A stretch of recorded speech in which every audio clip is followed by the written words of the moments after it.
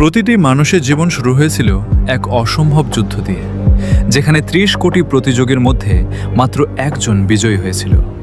কিন্তু এই জয়টা শুধু দ্রুত দৌড়ানোর ব্যাপার ছিল না। ডিম্বাণুর চারপাশে থাকে জোনা পেলুসিডা নামের প্রোটিনের এক শক্ত দেয়াল, যা ভেদ করা প্রায় অসম্ভব।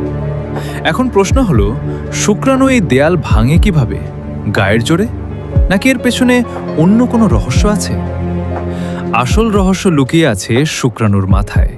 সেখানে থাকে অ্যাক্রোসোম নামের একটা ক্ষুদ্র রাসায়নিক ভাণ্ডার। শুক্রাণু যখন ডিম্বাণুর সংস্পর্শে আসে, তখন এটি বিশেষ কিছু এনজাইম বা রাসায়নিক পদার্থ ছেড়ে দেয়। সহজভাবে বলতে গেলে ব্যাপারটা যেন একটা সাবমেরিন তার বিশেষ অ্যাসিড দিয়ে শত্রুর বর্ম গলিয়ে দিচ্ছে।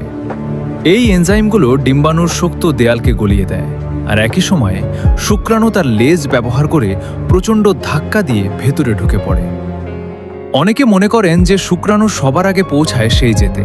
আসলে তা নয়। বিজয় হয় সেই শুক্রাণুর যে সঠিক সময়ে সঠিক রাসায়নিক সংকেত পাঠাতে পারে। এই একটি ক্ষুদ্র কোষ আর একটি মুহূর্তই ছিল আপনার অস্তিত্বের শুরু, যা সৃষ্টিকর্তার এক নিখুঁত মিরাকেল। তবে রহস্য কিন্তু এখানেই শেষ নয়। একটা শুক্রাণু ভেতরে ঢোকার সাথে সাথেই ডিম্বাণু এমন কিছু করে যাতে আর কেউ ঢুকতে না পারে। সেই রহস্যটা কি জানেন?